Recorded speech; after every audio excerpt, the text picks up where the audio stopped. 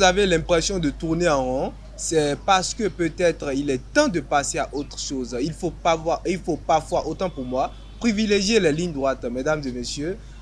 Bonjour à tous, bon réveil matinal et bienvenue sur Fona Soba, votre rendez-vous matinal d'information et de divertissement sur Esaü Télévision.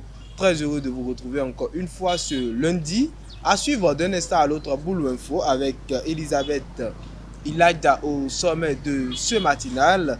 Le monde de la presse béninoise est en deuil avec la disparition de Peggy Ludovic Dagba en Centrafrique, Marie Dondra, autant pour moi, Henri Marie Dondra, autant pour moi, est officiellement candidat à la présidentielle de décembre prochain.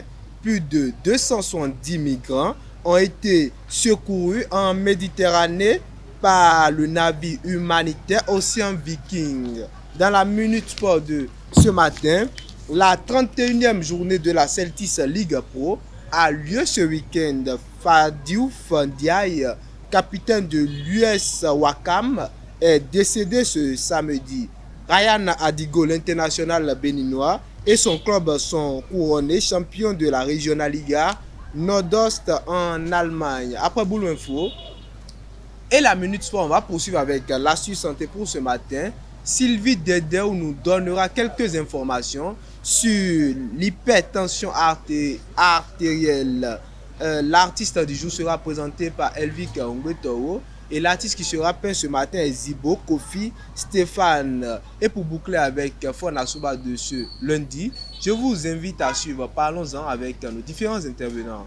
On démarre sans plus tarder avec Boulou Info et la Minute Sport.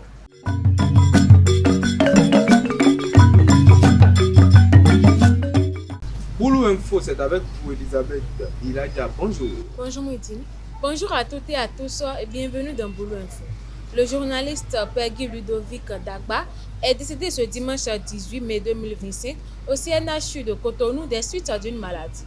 Ancien rédacteur en chef à Diaspora FM et d'En TV, il avait aussi exercé à la Gazette du Golfe. Il laisse derrière lui 3 enfants. Nos condoléances les plus sincères à sa famille biologique et professionnelle. Le samedi 17 mai 2025, les femmes journalistes de Parakou ont pris part à un atelier inédit sur l'intelligence artificielle et la liberté de la presse dans la salle de conférence de Radio Parakou. Animée par Jules Sogbago, la formation a mis en lumière les atouts de l'IA, notamment ChatGPT, dans la production d'informations. Les participantes soutenues par des responsables de la HAC, de la SRTB et du secteur numérique ont exprimé leur volonté de poursuivre cette dynamique. À quelques jours de la célébration de la fête de la Tabaski, également appelée Aïd el-Kébir, notre rédaction s'est entretenue avec l'imam Arafat Yacoubou Hassan. Il revient sur la genèse de cette fête musulmane, profondément symbolique et nous éclaire sur sa véritable signification spirituelle. Suivez-le au micro de Moundine Lawani et Sylvie Dedeu. C'est pour la commémoration d'un événement qui s'est produit avec le prophète Ibrahim, le père des prophètes. Et donc c'est suite à cet événement qu'Allah subhanahu wa ta'ala nous a recommandé de faire cette fête-là. Et il s'agit de l'ordre d'Allah subhanahu wa ta'ala à son prophète Ibrahim d'égorger, d'immoler son fils en guise de preuve. Donc, il a mis à l'épreuve et effectivement le père a accepté. Et aussi, il a demandé, c'est-à-dire l'avis de son enfant, il s'agit d'Ismaïl.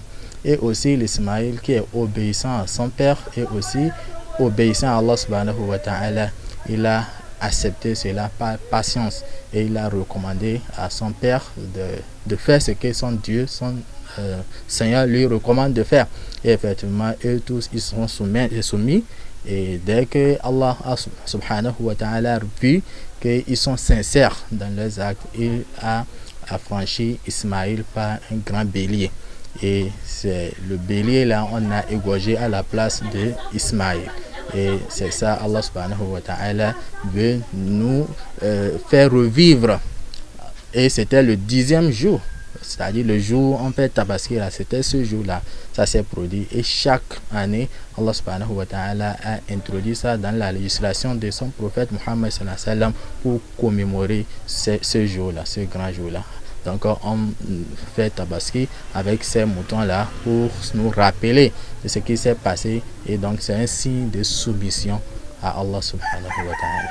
Oui, c'est ce que je viens de dire, c'est une sunna et il y a aussi des œuvres cachées derrière cette sunna. Pourquoi Allah subhanahu wa ta'ala a recommandé cela? Donc c'est aussi pour manger et pour vivre des moments de joie, pour se rappeler de ce qui s'est passé comme épreuve entre le prophète Ibrahim et son fils et envers Allah subhanahu wa ta'ala, et aussi pour ne pas garder cette joie nous seuls, parce qu'il y a des pauvres, des démunis qui en ont besoin, donc il faut en partager. C'est pour ça que c'est recommandé de donner de cette viande-là, c'est-à-dire de faire des dons à ceux-là qui n'ont pas des moyens pour faire la tabaski, surtout même parmi les non-musulmans. On peut leur offrir de cette viande et aussi de faire des aumônes parmi les musulmans, ceux qui ont fait quoi? Ceux qui n'ont pas eu les moyens pour immoler. Et ceux qui en ont fait, tu peux leur faire du don. On fait le don à celui-là qui a immolé pour renforcer les liens, si c'est les liens de parenté, si c'est les liens de voisinage. Donc tu leur donnes aussi une partie de ta viande, même s'ils ont fait. Ça là c'est un don. Mais celui-là qui n'a pas eu les moyens pour faire, ça serait, c'est-à-dire, c'est un don, ça serait une aumône pour lui. Mais celui qui en a fait, ça serait un don. Et ceux qui ne sont pas des musulmans aussi, ça serait un don. Parce que l'aumône c'est adressé seulement à ceux qui sont des musulmans. Hors de nos frontières, l'ancien premier ministre centrafricain Henri-Marie Dondra a été investi samedi 17 mai par son parti UNIR à l'issue d'un congrès extraordinaire tenu à Bangui. Désigné à l'unanimité, il promet un État fort, la reconstruction de l'armée et des institutions solides. Malgré les tensions politiques, il appelle à des élections libres et transparentes dans un climat qu'il espère apaisé. Le navire Océan Viking a secouru le samedi 17 mai 276 migrants en détresse au large de la Tunisie et de Malte, dont des enfants et des bébés. 3 opérations ont été menées dans la journée, permettant de mettre en sécurité des personnes originaires notamment de Palestine, d'Érythrée et du Soudan. L'ONG SOS Méditerranée déplore que le port d'Ancon, situé à 1500 km, ait été désigné pour le débarquement, allongeant ainsi le trajet des rescapés. C'est tout pour l'info de ce matin. Merci de nous avoir suivis. Merci à vous Elisabeth Iladia pour l'actualité matinale, chers internautes. Dans la Minute Sport de ce matin, Espoir FC de Savalou a affronté ce samedi Dynamique FC de Djougou au stade Atchoukouma de Djougou. Un match comptant pour la 31e journée de la Celtics League Pro. Au thème de cette rencontre, les hommes de Savert sortent autant pour moi victorieux sur un score de 3-0. Suivez les impressions du coach d'Espoir FC de Savalou au micro de Abel Ozo.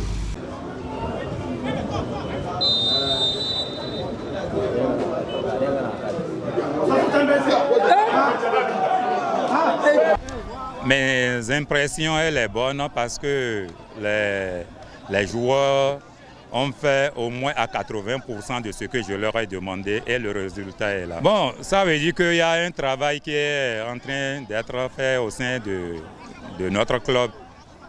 C'est de gagner mon match à domicile pour pouvoir m'installer dans les 9 premiers.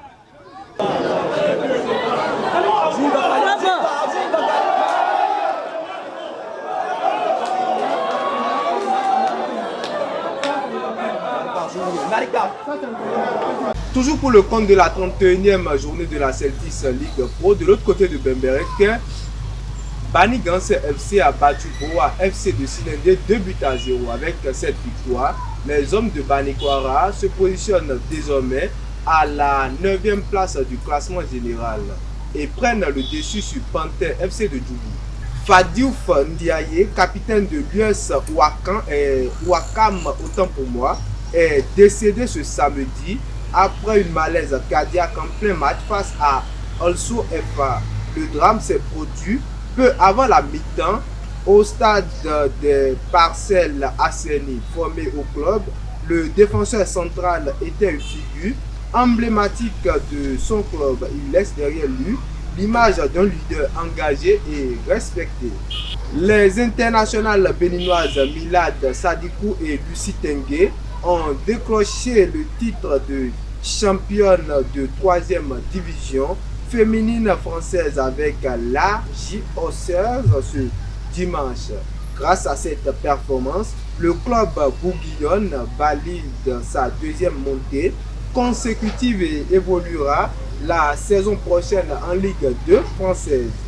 Et pour boucler avec la Minute Sport de ce lundi, après Olivier Verdon, Tosin Ayekou, Serge Obassa, David Kiki, Junior Abdulrahmani et Samson Alagbe, c'est au tour de Ryan Adigo de soulever un trophée en club. Le milieu de terrain béninois a été sacré champion de la Regional Liga Nord-Ouest au terme d'une saison remarquable avec 28 matchs disputés sur 34, 2 passes décisives et 6 cartons jaunes. Le Guépa a été un maillon important de son équipe lors de la saison. C'est tout pour la Minute Sport de ce matin. Chers internautes, l'astuce santé, c'est avec Sylvie Dédéo.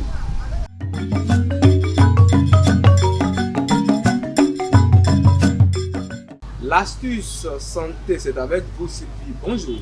Mouidine Lawani, bonjour. Amis internautes de Zaï Télévision, bonjour et bienvenue sur la rubrique Astuce santé. L'hypertension artérielle est une affection fréquente mais grave si elle est négligée. Elle augmente la pression dans les vaisseaux sanguins, ce qui oblige le cœur à pomper plus fort, abîme les artères et peut entraîner des crises cardiaques, des AVC et des insuffisances rénales. Pour limiter les risques d'hypertension, il faut éviter le sel en excès, notamment dans les fromages, charcuteries, bouillons déshydratés, condiments comme la sauce soja et les cornichons, les graisses saturées et acides gras présents dans les viandes grasses, beurre, huile de cacao, viennoiserie, glace, biscuits industriels, malbouffons, etc. Certaines eaux gazeuses riches en sodium, la consommation excessive d'alcool et le tabac. Pour une bonne santé cardiovasculaire, il faut privilégier une alimentation riche en légumes, fruits, grains entiers et protéines variées comme les poissons, les noix, les viandes maigres, le haricot. Le régime d'âge recommandé par la Fondation des maladies du cœur et de l'AVC du Canada, pauvre en sel, en graisses saturées et en sucre ajouté. En résumé, évitez le sel, les mauvaises graisses et les produits ultra transformés. Privilégiez les aliments frais, riches en nutriments pour protéger votre cœur et prévenir les complications graves liées à l'hypertension. C'est tout pour l'astuce santé de ce matin. Merci Sylvie Dédéo pour l'astuce santé. Chers internautes, Elvic Ngwetoro pour l'artiste du jour.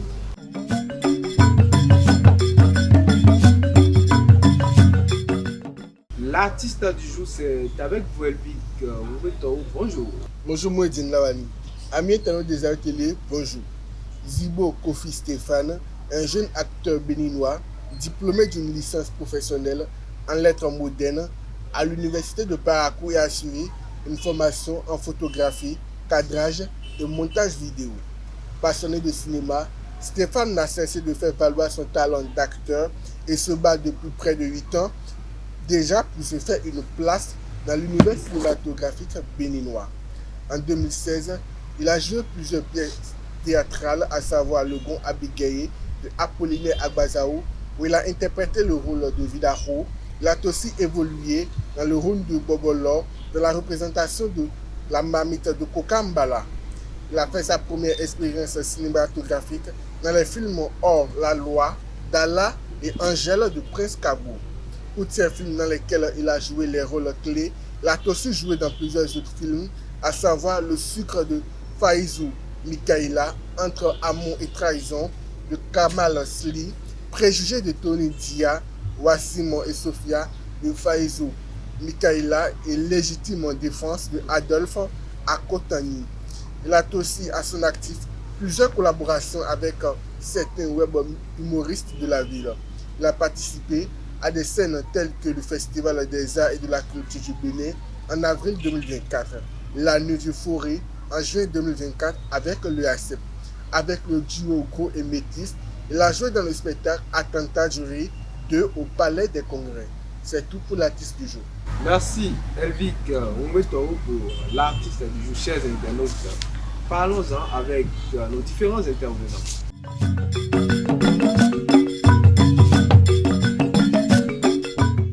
Faut-il autoriser les téléphones portables à table pendant les repas entre famille et amis? C'est le sujet de Parlons-en de ce matin et le débat est avec vous.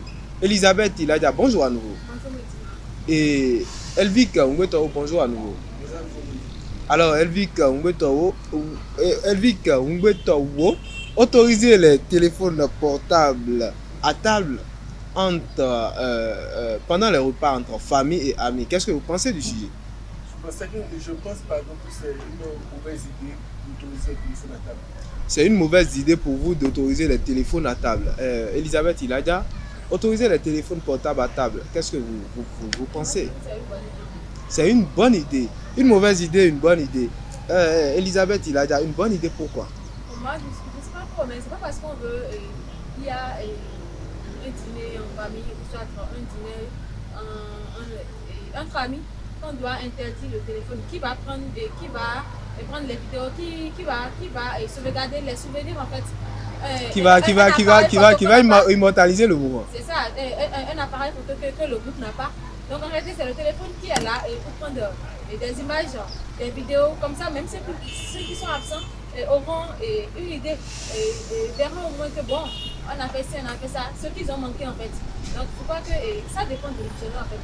Si c'est pour manipuler ou ignorer le groupe, ça peut être une mauvaise idée. Mais si c'est pour prendre des images, soit le téléphone est là, pour des appels en urgence. Si par exemple maintenant il y a une mère, une femme qui a accouché et que son enfant a fait 10 mois ou 12 mois, la femme en question a laissé son enfant à la maison avec un babysitter.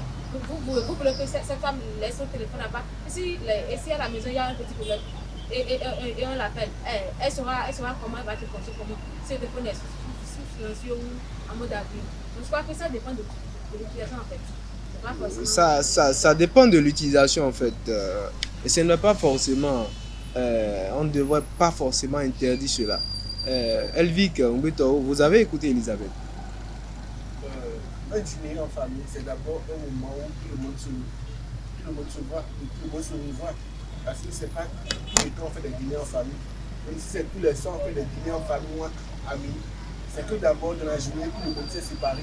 Chacun est allé de son côté. Ça devrait être un moment prioritaire. C'est un moment prioritaire. C'est pas que ça devrait être un moment prioritaire où tout le monde se revoit.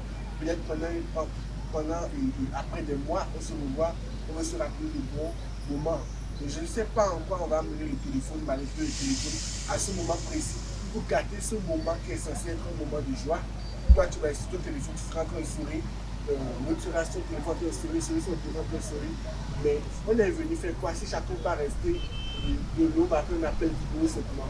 Si on ne peut pas se voir en face, on ne peut pas discuter. Les photos sont toujours là, à la fin, pour faire la photo. C'est pas au moment où on va dire qu'on veut garder les souvenirs, et vous voulez garder les souvenirs de la viande, c'est exagéré. À la fin du dîner, on peut faire des photos, à la fin, on peut faire des vidéos. Mais c'est pas au moment où on doit manger, c'est pas au moment où on doit discuter, se rappeler les bons souvenirs, on va commencer à manipuler le téléphone. Donc, quelle que soit l'utilisation du téléphone, je pense que c'est une mauvaise idée lorsque c'est dans le cadre d'un dîner de famille ou entre amis. C'est vrai qu'il y aura des urgences, le téléphone sera coupé, tu vas prendre des appels, mais c'est pas pourtant tu vas l'utiliser pendant le dîner. En fait, si la personne, c'est pas quoi, elle peut excuser un peu, même si vous faites partie de la génération de baissée, c'est-à-dire que quand vous avez votre téléphone, peu importe celui ou celle qui a devant, vous êtes toujours dans le téléphone, ça va pas faire en fait. En réalité, il y a d'autres personnes et pendant les trucs là, même pendant une petite sortie entre amis, c'est-à-dire qu'on veut aller, je ne sais pas quoi, à la plage par exemple maintenant, après vous avez pris les photos, soit quelques vidéos et pour des souvenirs. Ces personnes ont tendance à mettre le téléphone dans la poche en même temps. C'est-à-dire que c'est pas comme si je suis en train de dîner famille et que je suis encore sur WhatsApp, ou sur Facebook, ou sur TikTok en train de traiter. Non, je prends les images pour me rappeler que bon, elle veut quand même porter du blanc. Alors qu'en réalité, sa copine n'aime peut-être pas le blanc. Mais comme il n'était pas venu avec sa copine, il apportait du blanc. Quand je prends votre photo, je mets dans le groupe d'amis. Et puis, on rigole. Et puis, c'est un truc de gens, en fait. C'est pas forcément parce que j'ai mon téléphone en main que je dois aller sur TikTok, aller sur Instagram, je ne sais pas trop, et feuilleter les réseaux sociaux pour me déconcentrer, en fait. Non. Et j'ai mon téléphone peut-être parce qu'il y aura peut-être une urgence que je dois gérer après. Soit parce que j'attends un appel important. Donc, j'ai mon téléphone avec moi. C'est pas parce que j'ai le téléphone avec moi que je dois être sur le téléphone et tout le temps, en fait. Donc, ça dépend de l'utilisation, en fait. C'est pourquoi j'ai dit au début que ça dépend de l'utilisation qu'on en fait. Est-ce que vous ne pensez pas, Elisabeth, que c'est un piège? On se connaît tous. Quand on tient son téléphone, on a un peu de difficulté à s'en débarrasser. Elisabeth, je n'ai pas encore posé la question. Vous dites qu'on a pris la photo au début du dîner. Est-ce que vous pensez que c'est peut-être c'est facile de s'en débarrasser si vous prenez peut-être une photo, bon, disons qu'on est à table là, on est en train de manger, vous prenez une photo de Elvic en train d'avaler, par exemple, le repas, ou voilà, il déguste le repas de façon appétissante, et la façon dont il mange, ça vous fait rire jusqu'à vous avez filmé Elvic. Et vous balancez ça dans un groupe d'amis, et après vous dites que vous avez éteint le téléphone, vous avez déposé le téléphone. Les messages des amis, les notifications commencent à venir sur votre téléphone. Et vous voyez que les amis sont en train de rigoler de cela. Et vous pensez que ce n'est pas un piège. Vous aurez tendance à laisser parfois le repas et aller vers le téléphone et ça va créer un désordre à table. Je ne sais pas, si c'est déjà un dîner entre amis, il y aura encore quel ami quel ami ne voit pas Elvic qui est en train de manger directement. Non, je me suis basé sur votre exemple. Vous avez dit, on balance ça dans un groupe d'amis pour rigoler. C'est ça, mais je ne sais pas parler de nourriture en fait. J'ai parlé peut-être de la chemise de Elvic par exemple. Peut-être que sa copine n'aime pas le blanc, je ne sais pas trop. Mais en réalité, si je veux prendre une photo, c'est pas pour balancer en même temps dans le groupe en fait. C'est pour des souvenirs en fait. Donc si quelqu'un est déjà de la génération tête baissée, tu as tendance à tout le temps être dans ton téléphone. Vous n'êtes pas de la génération tête baissée. Je peux dire que tout le monde est un peu accro à son téléphone, sauf nos parents, c'est-à-dire que sauf les personnes un peu plus âgées. En fait. C'est ce que vous pensez. En fait, quand on est jeune comme ça, on est un peu plus accro à nos téléphones. Mais quand il y a un dîner en famille ou soit un dîner entre amis, on a tendance à lâcher un peu. Surtout si tu sais que bon, vous avez de parler des choses. Il y a des jeux à jouer, pas seulement manger et boire. Donc il y a des jeux que vous avez organisés, il y a des choses que vous devez faire. Même si tu n'as pas envie de lâcher le téléphone, à un moment donné, tu n'auras plus le choix. Pas tout le monde t'entend, tu seras pas sur ton téléphone. Donc à un moment donné, tu dois lâcher. À un moment donné, tu dois lâcher. Elvic, est-ce que vous savez que tellement ça devient bizarre ou cette situation a évolué que parfois on se crée un moment entre amis. On dit qu'on ira manger ensemble, on est à table, on dit qu'on veut s'amuser ensemble, on est tous ensemble, mais chacun a son téléphone. On est ensemble, l'autre est devant. Bon, on est tous là, mais on s'écrit toujours sur téléphone. Pourtant, on est là, mais on est toujours sur téléphone. On est toujours en contact avec les autres, avec notre téléphone. J'ai aimé participer au déjeuner avec des amis cette nuit, même en famille, comme vous l'avez dit. On se connaît. C'est pas comme Elisabeth le dit que si quelqu'un fait partie de la génération, non. Aujourd'hui, nous faisons tous partie de la génération. Même les vieux aussi ont tendance à se concentrer sur le téléphone à tel point que les appels sont même plus ici. Plusieurs d'entre nous les appels, mais à cause du téléphone, ils sont perdus. C'est vrai que même en famille, en dîner, c'est que je te vois, tu es devant moi, mais on s'écrit encore entre nous. Et là, ça gâche tout. Le plaisir qu'on est censé avoir en famille, ce qu'on est censé partager comme de bons moments, on n'a plus ces bons moments parce qu'on a un téléphone à côté de soi. Je pense que si on pouvait encore aller à ce temps de nos parents où ils étaient assez heureux sans les téléphones, je pense que c'est le mieux, mais si on peut rester dans ce temps où le téléphone était encore toujours accroché à un fil, l'homme serait toujours plus libre. Aujourd'hui, on n'est plus libre de nos mouvements à cause des téléphones. Aujourd'hui, on n'a plus assez de liberté, même en famille, entre amis à cause des téléphones, parce que les téléphones, parce qu'il y a un petit son de notification qui est logé, tu dois forcément voir qui est sur ton téléphone.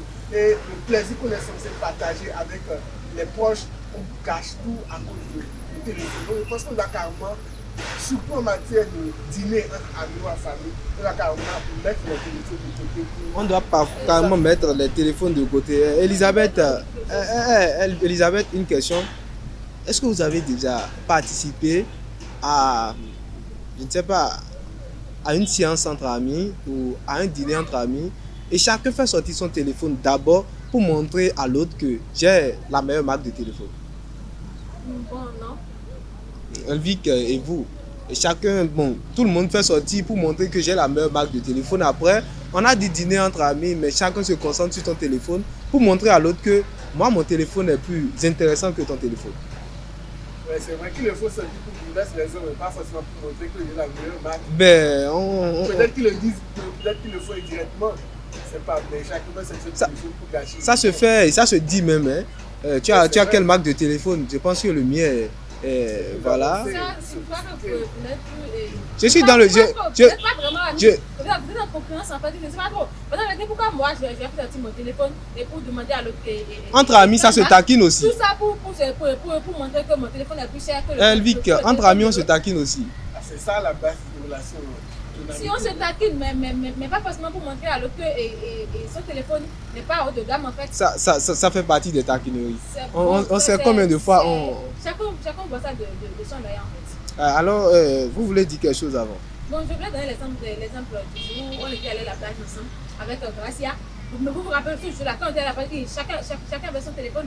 Mais à un moment donné, on a tous saisi le téléphone pour jouer sur la plage, courir et faire des courses. Donc en réalité, je me suis dit que ce que je voulais dire, c'est que ça dépend en fait de l'utilisation. Quand Gracia avait fini de prendre des images, des vidéos, on avait tous saisi le téléphone pour pas aller jouer. Même si bon, il y avait quelqu'un qui surveillait le sac, mais on avait quand même laissé le téléphone pour aller jouer. Donc en réalité, quand on veut, on peut le faire en fait. Donc si vous vous dites que bon, c'est un dîner en famille, c'est une sortie en famille, si vous voulez vraiment, vous pouvez vraiment lâcher votre téléphone et puis vous amuser comme vous voulez, ça faire des jeux comme vous voulez en fait. Si vous voulez, vous pouvez vous en passer, vous pouvez faire des jeux comme vous voulez, vous pouvez laisser votre téléphone. Elvic Ngoto, on est presque à la fin, il y a quelque chose à ajouter. Oui, juste que lorsqu'on est censé rester entre amis ou en famille pour partager de bons moments, je pense qu'on doit faire de notre aussi pour éliminer toute distraction, tout ce qui va nous empêcher de profiter de nos proches parce que, excusez-moi, les proches, ça ne reste pas là éternellement. Non, à un moment donné, on se sépare de ses proches d'une manière ou d'une autre. Donc lorsqu'on se voit, on doit profiter à fond du moment, on doit profiter à fond des uns des autres.